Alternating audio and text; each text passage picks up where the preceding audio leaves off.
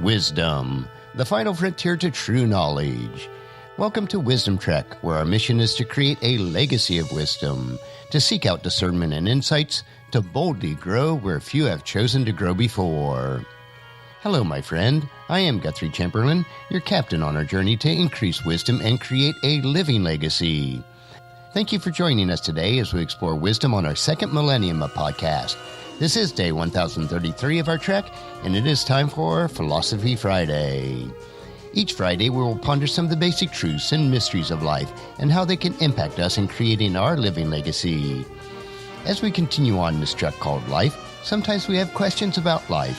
So our Friday trek is a time where we can Ask Gramps. Gramps will answer our questions that you would like to ask your dad or granddad, but for whatever reason, this is not possible. No matter how old we are, I know that all of us would like the opportunity to ask Dad or Gramps questions about life in many areas. Understanding ourselves better and how others may interpret life through their paradigm will allow us to interact with each other with more love and compassion. This can be achieved by utilizing a profound tool called the Enneagram. The tool that we refer to as the Enneagram is a circle with 9 interconnected points. Ennea refers to 9 and gram refers to a drawing. Check out today or a prior week's wisdom journal for a representation of it. Since many people attempt to set goals at the beginning of the year, I have included a fun Enneagram goal-setting guide in today's notes. It does a good job from a humorous perspective on representing how each type handles their goals. For additional insights, I do also recommend a book called The Road Back to You, written by Ian Morgan-Cron and Suzanne Stabile. It is an excellent book about an Enneagram journey to self-discovery from a Christian perspective. We have concluded our deep dive into the 9 personality types, which are the reformer, the helper, the achiever, the individualist, the investigator, the loyalist, the enthusiast, the challenger, and the peacemaker. 7 weeks ago, we began a series of episodes about the type combinations. What are the potential relationship benefits and issues with each combination? Covering all the 45 different potential type combinations will take several weeks, but will be valuable in understanding each other, regardless of what type you are and what type those that you interact with each day. Since we are exploring the Enneagram in detail, I would also recommend reading the Wisdom Journal for each Friday to see the diagrams presented each week. As helpful as the Enneagram is, though, keep in mind that it is only a tool and cannot replace nor usurp the precepts that are found in God's Word. We are responsible for all the decisions and actions that we make in life, and they must always be in harmony with God's precepts. So our questions for the next several weeks will be, Hey Gramps, why do people act or react to situations and circumstances in life so differently? How can I gain wisdom to better understand myself and others so that I can love, serve, and minister to them on a deeper level? So let's jump right in with the Enneagram type combinations. And the first one today will be the Enneagram type 3, the achiever, with the Enneagram type 7, the enthusiast. What each type brings to the relationship. This is a highly complementary pair. Both types are self-asserted, they have high energy, they are outgoing and capable of being around people with relative ease. Both types bring optimism and a future orientation. They bring a sense of possibility and renewal in their relationship and to the enterprises that they become involved with. 3s can work alone more easily than 7s, although both types are stimulated by interacting with people, and both can be excellent communicators of their ideals and values. Both are persuasive and articulate, often lively and attractive, making them sought-after company.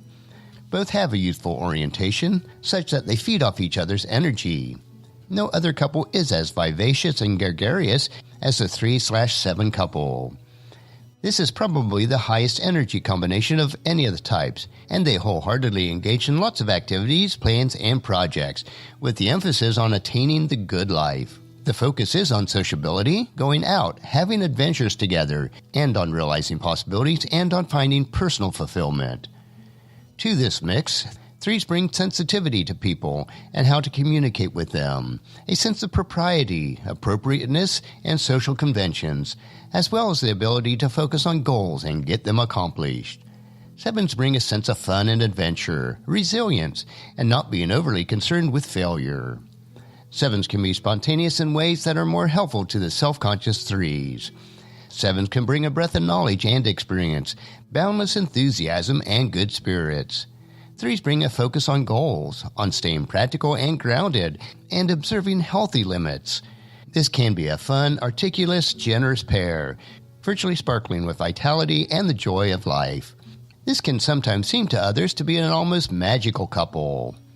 But what are the trouble spots or issues between an Enneagram Type 3 and an Enneagram Type 7? This is also an extremely volatile couple. There is almost too much electricity under one roof.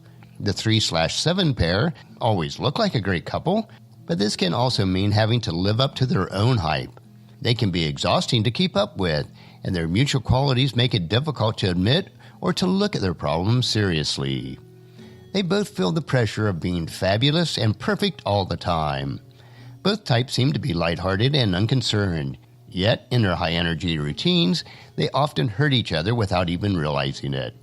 Often this results in a backlog of past hurts that have been suppressed until it's too late and too much damage has already been done. Depending on the level of their emotional health, threes can become workaholics, completely focused on achieving success, building more prestige, and planning career moves with the care of a general, so much so that the relationships and family lives take a distinct second place, even at that. By contrast, sevens tend not to take their careers as seriously as threes, always feeling that if things do not go well in one job, they could just move on to something better. On the surface, threes seem to have as much self-confidence as sevens, but in reality, often they do not, which is why they feel that they need to promote themselves and their accomplishments. Threes may be envious of the easy success of sevens, while sevens feel that too much fun and enjoyment is being sacrificed for the threes' focus on their career. Sevens may get the feeling that they only exist to prop up the three in various ways. Neither type wants to talk about their shortcomings, failures, or negative feelings, and so these topics tend to be avoided as long as possible.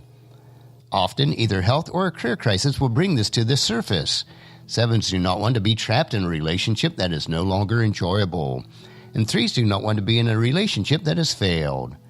Once they doubt that the other is there for them, they turn towards self-centered attitudes, which further erodes the relationship. A break can come abruptly and permanently.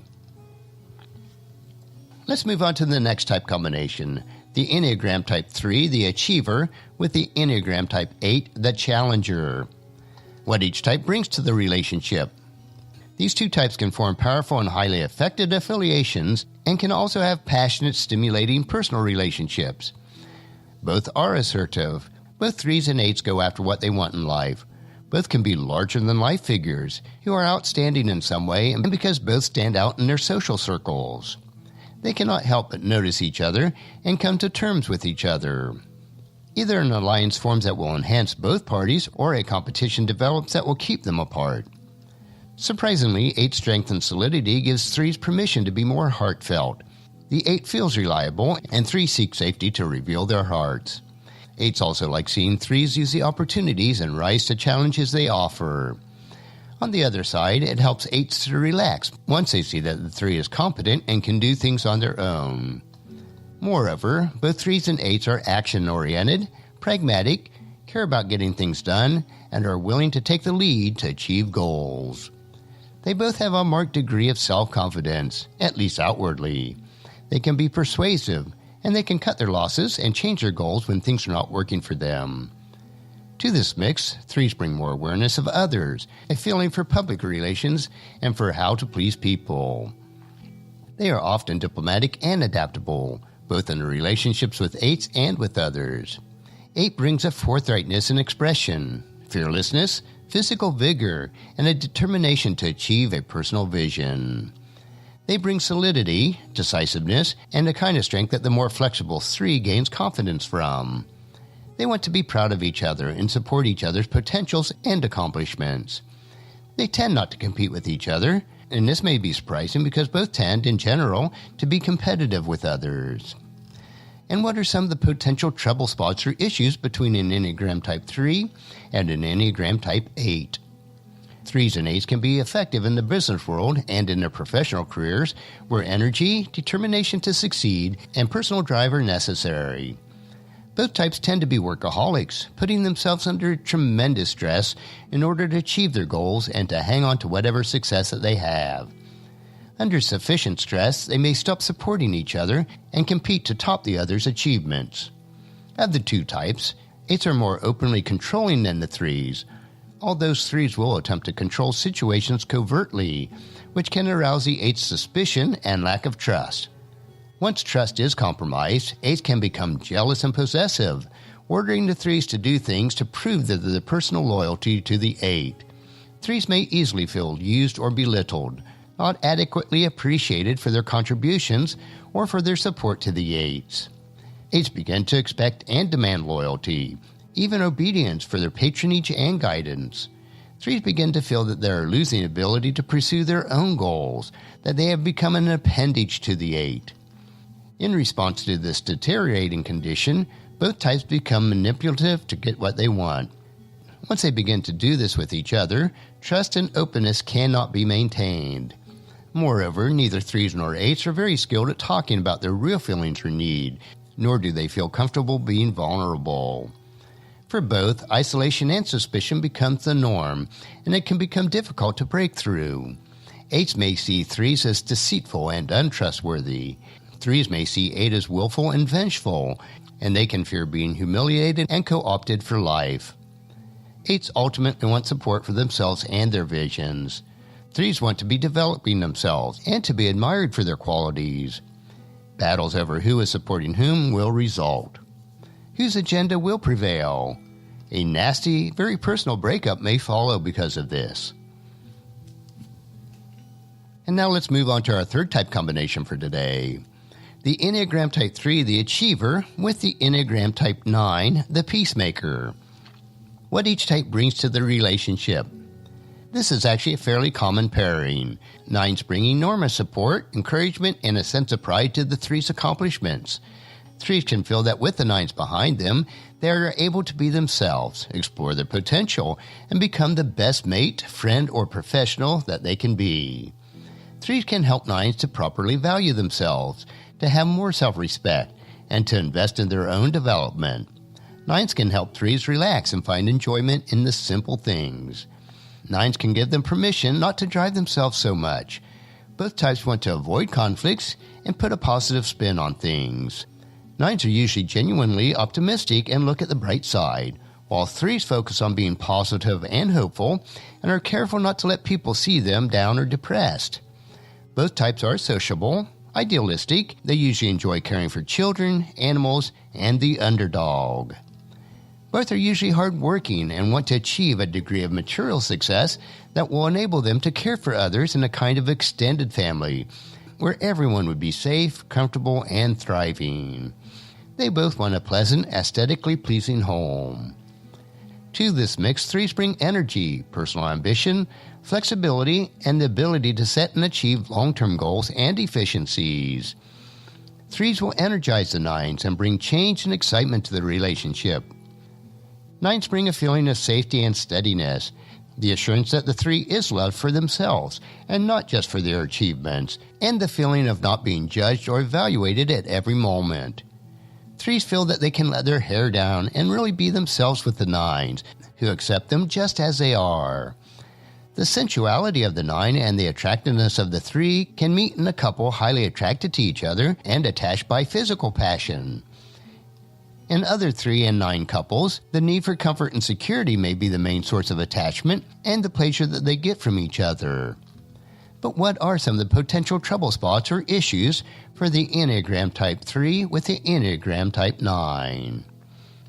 The 3-9 couple can almost be a case of too much of a good thing, because both types are attracted to keeping the positive value in their lives alive, and there can be so much attachment to comfort and stability in their world that it becomes difficult to question the status quo and the routines that they get into. Neither of them want to bring up conflicts that they might have with each other.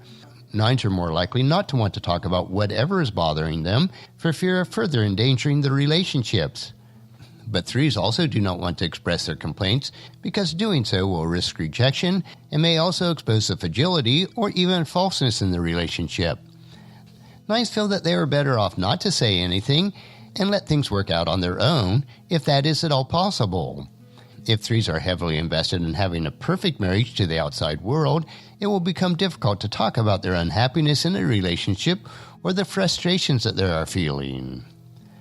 Often the relationships will continue for a while as if nothing is wrong, even if the relationship is essentially over. Eventually, however, threes begin to feel unseen and unappreciated, and that the nines are not really there for them, not really present in a relationship. The nine may be an excellent provider in a material sense, but under stress may begin to become emotionally absent. Feeling abandoned or rejected usually makes threes become depressed, although often they do not realize this since they are quite out of touch with their emotions. Threes can feel that nines are stifling them, whereas nines can feel that threes are too demanding and are spoiled. Sometimes crisis, an affair, or other major life challenges brings the deterioration of the relationship into awareness. They may go through cycles of breaking up and getting back together again, although the underlying problems are not really resolved. In this case, the real feelings and frustrations will continue and will eventually undermine the relationship. Well, that covers the 8th group of threes for a total of 24 out of the 45 possible type combinations. We will continue each week to look at an additional 3 combinations as we work our way through all the numbers. And regardless of your personality type and the personality type of those you interact with, either in person or online, we must follow God's word as we are told in John chapter 13, verses 34 and 35. Now I am giving you a new commandment. Love each other. Just as I have loved you, you should love each other. Your love for one another will prove to the world that you are my disciples. And also in Hebrews chapter 10, verse 24. Let us think of ways to motivate one another to acts of love and good works. Join us again next Friday as we explore further the Enneagram on our Ask Gramps episode. We will continue to explore type combinations and how best to maintain meaningful and productive relationships with each other. The information that we will discover will allow us to unlock who we are as we travel on our track of life and discover more about ourselves and others as we impact God's kingdom. I know that you'll find these insights interesting, practical, and profitable in living a rich and satisfying life. Our next track will be Meditation Monday, where we will help you to reflect on those most important areas of life. So encourage your friends and family to join us, and then come along with us on Monday for another day of Wisdom Trek, Creating a Legacy. If you'd like to listen to any of the past 1,032 daily treks or read the associated journals, they are all available at wisdom-trek.com. And I encourage you to subscribe to Wisdom Trek on your favorite podcast player so that each day will be downloaded to you automatically. And thank you so much for allowing me to be your guide, your mentor, but most importantly, I am your friend as I serve you through the Wisdom Trek podcast and journal. And as we take this trek of life together, let us always live abundantly, love unconditionally, listen intentionally, learn continuously, lend to others generously, lead with integrity, and then leave a living legacy each day. I am Guthrie Chamberlain, reminding you to keep moving forward, enjoy your journey, and create a great day every day. See you on Monday.